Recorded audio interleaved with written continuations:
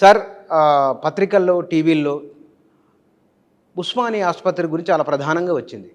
ఎప్పుడైనా సరే వివాదాల్లో వస్తుంది ఆసుపత్రి, పత్రిక మీడియాలోకి. కానీ ఈసారి విపరీతమైన ప్రశంసలు. అసలు ఈ ఈ ఈ సర్జరీ నేపథ్యం ఏమిటి? ఎవరెవరు పాల్గొన్నారు? వారి వివరాలు ఏమిటి సార్? మామూలుగా అందరికీ తెలిసేది ఏంటంటే నెగటివ్ గురించే ఆలోచిస్తారు గవర్నమెంట్ హాస్పిటల్లో. కానీ ఉస్మానియా అనేది ఒక లెజెండరీ ఇన్స్టిట్యూట్. అంటే 100 సంవత్సరాల నుంచి వెళ్ళి ఎంతోమంది పేషెంట్కి ట్రీట్ చేసింది ఈ ఇన్స్టిట్యూషను.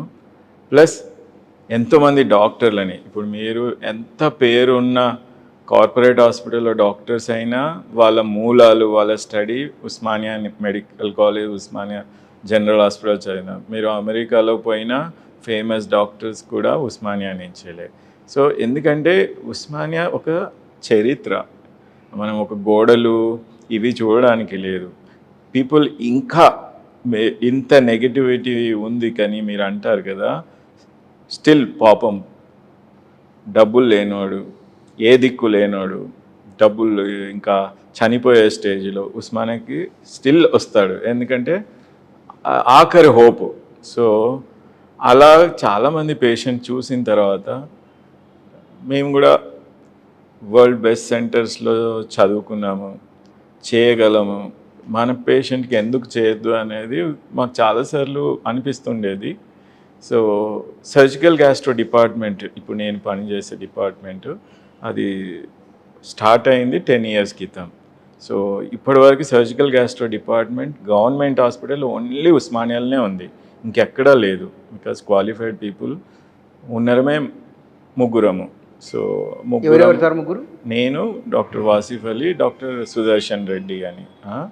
సో మేము ముగ్గురమే ఉన్నాం ఇట్ ప్రజెంట్. అంతకుముందు డాక్టర్ ప్రతాప్ రెడ్డి సార్ అని ఉండే, సార్ రిటైర్ అయిపోయినారు. తర్వాత నేను ప్రొఫెసర్గా తీసుకున్నాను.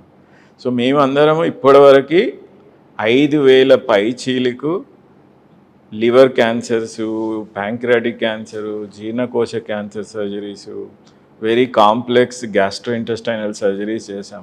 అవి ఒక్కొక్క సర్జరీ 10-15 లక్షల పైన ఉంటుంది. 5,000 అలాంటి. అది మేము ఎప్పుడు చెప్పుకోలేదు, ఎందుకంటే మాకి అది పార్ట్ ఆఫ్ అవర్ డ్యూటీ అని మేము చేస్తూ పోయాం. ఎందుకంటే ఆ ఆపరేషన్ అన్నీ మీరు ఏ కార్పొరేట్ పోయినా 5 గంటల నుంచి 10 గంటలు చేసే సర్జరీ కాబట్టి ఏ ఆపరేషన్ కూడా 10 లక్షలు 20 లక్షలు తక్కువ కాదు. సో అన్ని మెడికల్ కాలేజ్, అన్ని గవర్నమెంట్ హాస్పిటల్ నుంచి వెళ్ళి, ఇగో నీకు ప్యాంక్రియాటిక్ క్యాన్సర్ ఉంది, పెద్ద ఆపరేషన్ చేయాలా, విపుల్స్, సో ఉస్మానియాకి పో, డబ్బులు లేకపోతే, లేదంటే ప్రైవేట్కి పో. సో ఎంతమంది డబ్బులు పెట్టుకోగలుగుతారు? సో వాళ్ళకి మేము అలా చేస్తూ పోయాం. జస్ట్ సర్జరీ చేయడమే కాదు, మా సర్జికల్ సక్సెస్ రేట్ అంటారు కదా, మార్టాలిటీ, మార్బిడిటీ అని, సో మాది on par with world excellency rates. దానికోసం మేము ఎలా ప్రూవ్ చేయగలమంటే, మేము చేసిన అన్ని సర్జరీస్ని మా నేషనల్ కాన్ఫరెన్స్లో, మా ఇంటర్నేషనల్ కాన్ఫరెన్స్లో ప్రజెంట్ చేస్తాం. అవి చాలాసార్లు మాకు ఉస్మానియా ఎక్సలెన్సీ అవార్డ్స్ వచ్చినాయి.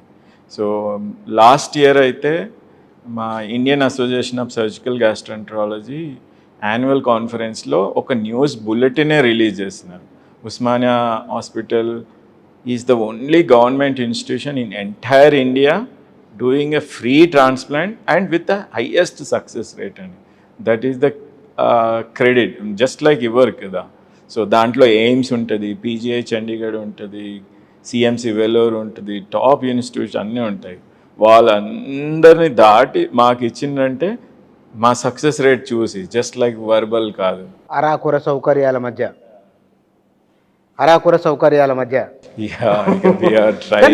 నేను ఇక్కడ ఈ బృందంలో ఉన్నవారు ఎవరెవరు సార్? వారి పేర్లు చెప్పండి. మీరు 36 గంటల సర్జరీ. సో మామూలుగా ఏంటంటే ఈ ఆపరేషన్ చేయాలంటే ఫస్ట్ సర్జరీ ముందు ఎవాల్యుయేషన్ అని ఉంటుంది. సో మా medical gastro chief professor Ramesh Kumar sir, మా సీనియరు, మెంటరు, నాకు చదువుకునేటప్పుడు కూడా చాలాసార్లు సహాయం చేసిండు. సో ఆ సార్ ఏంటంటే ఫస్ట్ పేషెంట్ని అన్ని ఇన్వెస్టిగేషన్ చేసి, మధు ఇట్లా నువ్వు ఇంటెస్టైనల్ ట్రాన్స్ప్లాంట్ అనుకుంటున్నావు కానీ మిగతా మిగిలిపోయిన జీర్ణ ఆశయంలో ఇక్కడ కూడా పాలిప్స్ అంటే ప్రీ క్యాన్సర్ గడ్డలు ఉన్నాయి, సో చూసుకో మరి మే నాట్ ఫిట్ అని. అట్లా మాకు మెంటర్గా కాదు సైంటిఫిక్ కూడా సజెస్ట్ చేస్తారు సారు. ప్లస్ వీళ్ళు ఏంటంటే సర్జరీ తర్వాత కూడా పేషెంట్కి రిజెక్షన్ కాంప్లికేషన్ వస్తే మాకు హెల్ప్ చేస్తారనమాట. సో మెడికల్ గ్యాస్ట్రో తర్వాత మా సర్జికల్ గ్యాస్ట్రోలో నేను, మా సుదర్శన్ రెడ్డి అని అసోసియేట్ ప్రొఫెసరు, ప్లస్ మా PGs, because super specialities PGs వల్లనే ఇది పాసిబుల్ అయింది. ఎందుకంటే అన్ని గంటలు రౌండ్ ద క్లాక్. సో వాళ్ళు anaesthesia professor, especially doctor Madhavi అని ప్రొఫెసర్ ఆఫ్ అనెస్థీషియా. పాపం అతను 36 గంటలు, మేమంటే సర్జరీ చేస్తుంటే ప్రీఆక్యుపైడ్ ఉంటాం, కానీ అనెస్థీషియా వాళ్ళు కంటిన్యూస్గా మేల్కొని చేయడం అనేది చాలా గ్రేట్. మేడం వాళ్ళ టీము, నర్సింగ్, మా ఓటీ టెక్నీషియన్ ఉంటాడు కృష్ణ అని, పాపం అసలు 36 గంటలు ఒక్కడు ఏకదాటిగా నిద్ర లేకుండా ఎవరికి మీ ఎవరికి నిద్ర లేదు. నిద్రపోతే పేషెంట్ చచ్చిపోతుంది. అదే అంటే షిఫ్ట్ మారడం కూడా స్కోప్ ఉండదు. అలా చేస్తూ పోయాము. ఒక్కటే అందరి ఉద్దేశం, సార్ ఫస్ట్ టైం అంటున్నాడు కదా మనం అందరం సహాయం చేస్తాము అని. సో అందరూ హెల్ప్ చేస్తాం. అంటే సార్ ఇది 36 గంటలు ఎన్ని గంటలకు స్టార్ట్ అయితే దాని ప్రాసెస్ ఎట్లా చేశారు మీరు? అసలు ఫస్ట్ పేషెంట్ గురించి చెప్తా. ఏంటంటే ఒక 30 years ఇంజనీరింగ్ అయిపోయిన జాబ్ కోసం వెతుకుతున్న అతనికి ఒక రేర్ జెనెటిక్ డిసీజ్ ఉంది, ఫెమిలియల్ అడినోమటస్ పాలిపోసిస్ కోలై. అంటే ఏంటంటే ఈ జెనెటిక్ డిఫెక్ట్ తోటి వాళ్ళకి ఫస్ట్ పెద్ద పేగులో అన్ని కంతులు వస్తాయి. వాటిని ప్రీ క్యాన్సరస్ పాలిప్స్ అంటారు. అవి క్యాన్సర్ అవుతాయి ఏదో ఒక రోజు 100%. సో దానికి ఏం చేశారంటే, క్యాన్సర్ వస్తే ఒక కార్పొరేట్ హాస్పిటల్లో patient went for a surgery. వాళ్ళు ఏం చేసినారంటే పెద్ద పేగ అంతా తీసేసినారు. సర్జరీ అయిన ఒక 10 రోజుల లోపల ఏదో కాంప్లికేషన్ వచ్చి మళ్ళీ ఆపరేషన్ చేసినారు. మళ్ళీ ఆపరేషన్ చేస్తే చిన్న పేగు కూడా ప్రాబ్లం ఉందని 60% చిన్న పేగు కూడా తీసేసింది. మళ్ళీ ఇంకా 2 సర్జరీలు యూరేటరు ఇవన్నీ ప్రాబ్లం ఉన్నాయని దాన్ని కూడా సర్జరీ చేసి ఒక 4 సార్లు చేసింది. తర్వాత పేషెంటు మా దగ్గరికి విపరీతమైన పెయిన్, అబ్డామిన్ కడుపు నొప్పితోటి, ప్లస్ ఏం తిన్నా బ్యాగులకి వెళ్ళి ఫుడ్డే బయటికి రావడం, ఎందుకంటే పేగు లేదు కదా. సో బరువు తగ్గిపోవడం, విపరీతమైన బరువు తగ్గిపోయి స్కిన్ బోన్ ఆ స్టేజ్లో వచ్చిండు. సో ఎందుకు వచ్చినారా అంటే పాపం వాడు గూగుల్ సెర్చ్ చేసిండు. మీలాంటి మీడియా వాళ్ళ ద్వారా అంతమంది మేము 2 ఇంటెస్టైనల్ ట్రాన్స్ప్లాంట్ చేసినామని అది పబ్లిష్ అయితే దాన్ని చూసి సార్ పేగు మార్పిడి చేయొచ్చు అంట కదా ఈ జబ్బుకి అని. సో అప్పుడు మేము ఇంటెస్టైనల్ ట్రాన్స్ప్లాంట్ కోసమని వర్కప్ చేస్తుంటే రమేష్ సారు అట్లా కాదు మిగతా దగ్గర కూడా ఉన్నాయి చూసుకో అంటే అప్పుడు చూసాం. సో దీనికి వాట్ బెస్ట్ ట్రీట్మెంట్ అని మేము మామూలుగా ఏంటంటే మెడికల్ టీచింగ్ సైడ్ ఉన్నాం కదా, సో ఏది చేసినా సైంటిఫిక్గా చేయాలి. సో దానికి ఏం చేసామంటే మెడికల్ జర్నల్ సెర్చ్ చేసాం.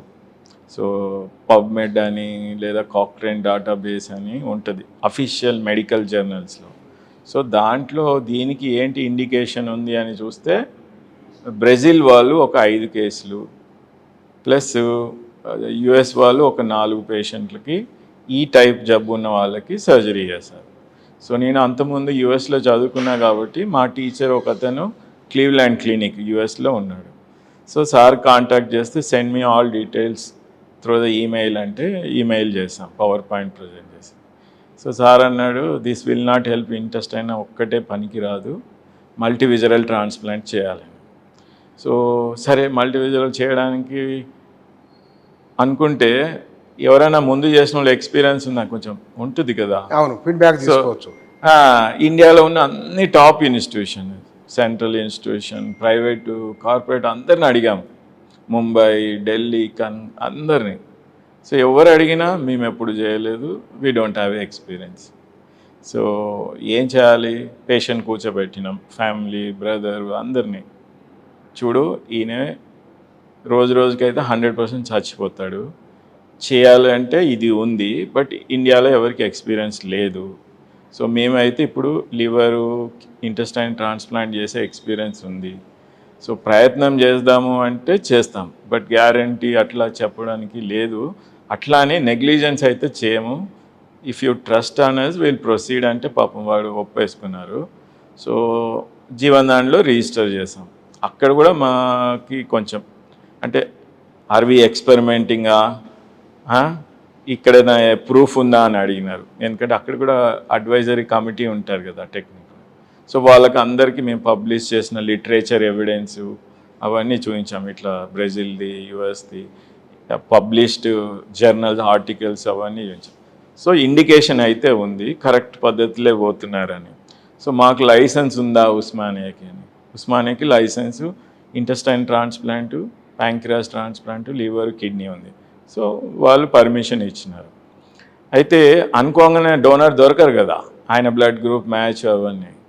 సో ఒక 3 months క్రితం ఒకసారి ఆర్గన్ వచ్చింది, కానీ ఆర్గన్ అంత ఆ డోనర్ అంత మంచి లేకుండే, అంటే హై సపోర్ట్ మీద ఉన్నాడు కాబట్టి ఓపెన్ చేసిన తర్వాత పేగులు అవన్నీ మంచి లేకుండే.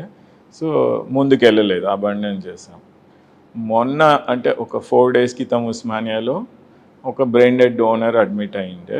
పాపం 35 ఏండ్లు.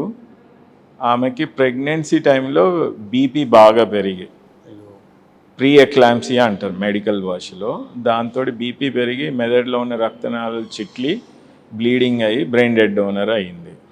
సో వాళ్ళ ఫ్యామిలీస్ని కౌన్సిలింగ్ చేసాము. అంటే మేము పోడు కాదు, జీవన్దాన్ ప్రాపర్ ట్రాన్స్ప్లాంట్ కోఆర్డినేటర్స్ వాళ్ళు వెళ్ళి కౌన్సిలింగ్ చేసినారు. ఇట్లా బాధలో ఉన్నారు, బట్ ఇంకొక 8 మందికి హెల్ప్ అవుతుంది, ఆర్గన్స్ ఏమన్నా డొనేట్ చేయగలుగుతారని వాళ్ళు ఒకరోజు టైం కావాలన్నారు. తర్వాత 2వ రోజు వాళ్ళ ఫ్యామిలీ మెంబర్స్ ముందుకు వచ్చినారు. సో ఆ పేషెంట్ ఆర్గన్స్ తీసి ఈయనకి పెట్టాము.